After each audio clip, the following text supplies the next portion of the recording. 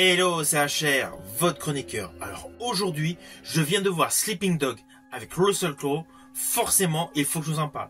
Mais avant cela, n'oubliez pas, si vous n'êtes pas abonné, pensez à le faire et surtout pensez à la petite cloche pour les notifs. Let's go! Si on n'a pas bouclé le bon gars, là on a eu chance de se rattraper. Tourne la page et oublie toute cette histoire.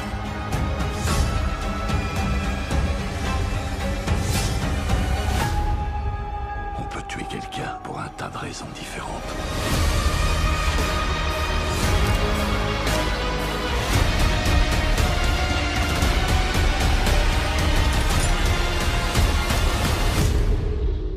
Alors Sleeping Dogs est un thriller avec Russell Crowe. Ce film m'a tout de suite hypé lorsque j'ai découvert sa bande-annonce il y a quelques semaines. J'avais d'ailleurs effectué une vidéo pour vous en parler. Là, aujourd'hui, c'est chose faite, j'ai vu ce film. Et honnêtement, c'est un bon film. C'est un bon film suspense.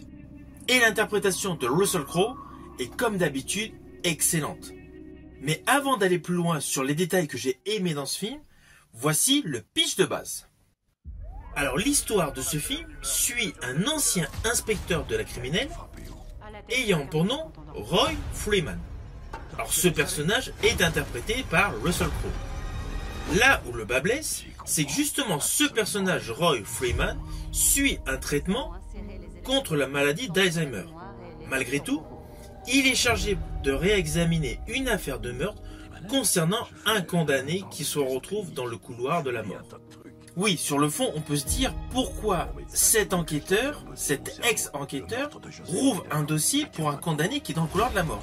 En fait, c'est ce condamné dans le couloir de la mort qui, après 10 ans de prison, l'a contacté pour lui préciser qu'il regrette d'avoir signé des aveux donc 10 ans auparavant, car en fait, c'était sous la contrainte. Et il lui donne un tuyau pour rouvrir le dossier et notamment enquêter sur une personne qui serait le potentiel criminel de ce fameux soir qui était décisif pour ce jeune homme. Alors vous voyez tout de suite le côté ambigu, le côté étonnant de ce film, c'est que l'enquêteur qui donc se base sur ses souvenirs, sur les dossiers d'affaires qu'il peut lire, il est atteint de la maladie d'Alzheimer, forcément problème de mémoire. De ce fait, le scénario de ce film va abonder sur plusieurs arcs narratifs qui vont littéralement vous retourner la tête. Surtout que ce film, en fait, se déroule sur 2 timelines.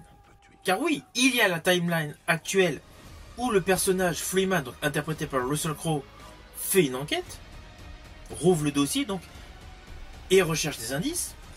Mais comme justement dans les indices, les documents qu'il lit, on a la retransposition donc sur une autre timeline, c'est-à-dire 10 ans auparavant, de tout ce qui a pu se passer par rapport à différents potentiels criminels.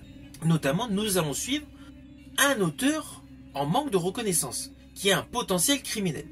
Alors ne vous inquiétez pas, vous me connaissez, je ne spoil pas. Je n'irai pas plus loin sur les lignes scénaristiques. Mais sachez que ce film se déroule sur 2 timelines. La timeline sur la période où le crime a été effectué, et la timeline sur laquelle le personnage interprété par Russell Crowe rouvre le dossier, rouvre l'enquête.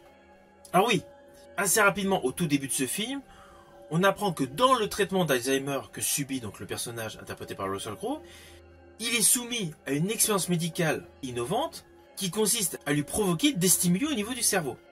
De ce fait, cela donne raccord à pas mal de petits détails par rapport au déroulé de l'histoire. Alors justement, cette histoire est haletante du début jusqu'à la fin. Car à plusieurs moments dans ce film, on est à la place du personnage interprété par Russell Crowe. Il a des fois des visions. Croit voir certaines personnes. En fait, elles ne sont pas là. Il a des moments où il oublie tout. Donc, il oublie les personnes qui sont en face de lui.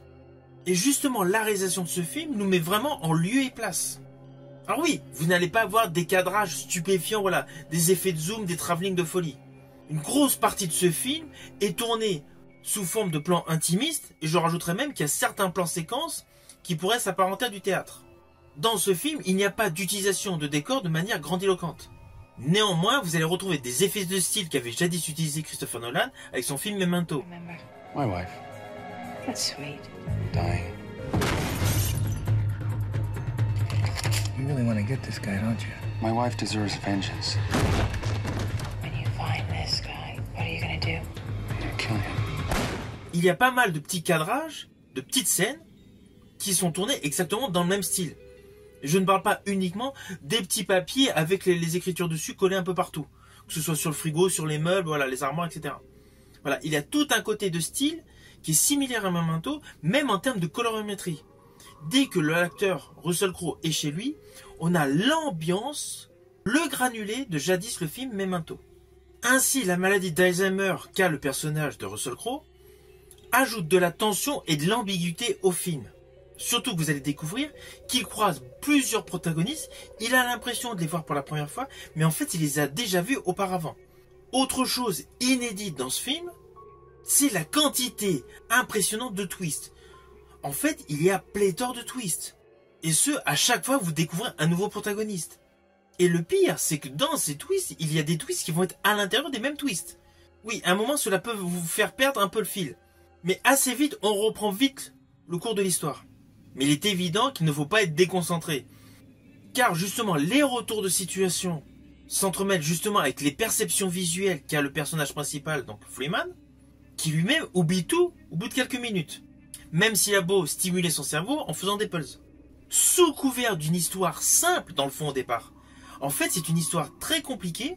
Enfin, quand je dis compliquée, c'est une histoire avec beaucoup de suspense et essentiellement une histoire qui n'arrête pas d'évoluer. Alors oui, c'est clair, la performance de Russell Crowe est le principal atout de ce film. Russell Crowe, comme à l'accoutumée, est criant de vérité. C'est un excellent acteur et une fois de plus, dans ce film, il le démontre à chaque plan séquence. Mais dans ce film, il y a d'autres protagonistes, d'autres acteurs et actrices qui ont du talent et surtout qui se retrouvent dans un registre totalement inhabituel. Je pense principalement à Karen Gillan. Karen Gillan que vous avez pu voir dans Avengers dans le rôle de Nebula. Rôle qu'elle a repris dans plusieurs opus donc d'Avengers et des Gardiens de la Galaxie. Sa prestation dans Avengers et les Gardiens de la Galaxie est totalement antagoniste à sa prestation de femme fatale de ce thriller avec Russell Crowe. De même que son rôle aux côtés de Dwayne Johnson dans la saga Jumanji. Là, sa prestation face à Russell Crowe est excellente et démontre qu'elle a un réel talent d'actrice. On n'est pas dans un film popcorn. Là, nous sommes vraiment dans une histoire concrète avec un suspense haletant et je rajouterais qu'il y a une ambiance polar noir. Rôle beaucoup plus compliqué, beaucoup plus ambigu que ses différentes prestations dans le domaine de la science-fiction. Dans ce film Sleeping Dogs, l'histoire peut paraître alambiquée à un moment, mais c'est une histoire poignante, c'est une histoire qui tient en haleine, et c'est une histoire qui a beaucoup de rebondissements. Et justement, tous les protagonistes, tous les acteurs et actrices de ce film, en fait, ont plusieurs facettes. Déjà, il y a les facettes officielles, où ils jouent sur plusieurs tableaux pour pouvoir avancer dans la vie, et en plus, il y a les facettes de perception du personnage Freeman qui est atteint d'Alzheimer. Implicitement, la totalité de ce film met en exergue de vrais jeux d'acteurs. Et justement, dans ce film, tous les acteurs sont bons. Alors oui, Russell Crowe est au-dessus du lot. Mais cela, ce n'est pas nouveau dans les films dans lesquels il joue. Mais tout le reste de la distribution autour de lui sont de bons acteurs. Et ils effectuent un très bon jeu, qui va réellement vous faire croire à cette histoire. Alors oui, c'est clair, la notoriété de Russell Crowe est essentiellement due à Gladiator. Tout comme sa prestation dans Un homme d'exception. Il a joué dans pléthore de grands films.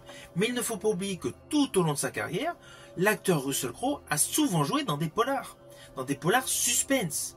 Même si Sleeping Dogs est un thriller avec une connotation de maladie en fond Alzheimer, c'est principalement un thriller, un polar. Et justement, Russell Crowe a souvent joué dans des polars. D'ailleurs, parmi ces polars, je vous conseille, si vous ne le connaissez pas, de découvrir Elle est confidentielle. American Gangster de Ridley Scott en 2007, où il partageait la vedette avec Denzel Washington. Bribery, extortion, integrity, hard work. Un film suspense réalisé par Paul Haggis, que j'ai particulièrement aimé, qui a pour titre Les 3 prochains jours. Forget that Laura's your wife. Look at the evidence. I've seen the evidence. She's innocent. It doesn't matter what we believe. Bref, il a joué dans pléthore de polars. Ceci dit, je vous conseille une réalisation justement de Russell Crowe qui est un suspense. Il s'agit de Poker Face. Raise 175. All in. Jake goes all in. I feel sick. I'm not surprised, Alex. I've poisoned you. No, that's not funny. C'est pour cela que la prestation de Russell Crowe dans le registre du polar est criante de vérité, car outre le fait d'être un excellent acteur, il a souvent joué dans des polars et des thrillers. Et justement, ce thriller fait partie de ses meilleurs films à suspense. Alors attention à ce que je vais dire, cela s'apparente à un spoil, mais c'est plus par rapport à un détail visuel. Il y a un moment dans ce film où l'acteur Russell Crowe a trouvé quelque chose dans un trou qu'il vient de creuser. Il y a deux autres acteurs qui arrivent à côté de lui, et là il se met à y avoir une discussion. Il y a un plan serré sur l'ensemble des acteurs, et il y a un zoom sur le visage de Russell Crowe. Et justement là, le faciès de Russell Crowe est criant de vérité. On a réellement l'impression que tout ce qu'il est en train d'entendre autour de lui, il est en train de le réaliser pour la première fois de sa vie. C'est très fugace comme instant, mais c'est criant de vérité. Et justement, ce côté visuel, c'est vraiment la qualité d'acteur qui est mise en exergue. Et justement, juste ce plan séquence avec ces trois protagonistes confère à ce film une scène de très bonne qualité. Vous voyez, ce n'était pas un spoil de folie, je ne vous ai rien dévoilé sur le côté scénaristique. Mais cette séquence est extrêmement bien jouée. On peut tuer quelqu'un pour un tas de raisons différentes.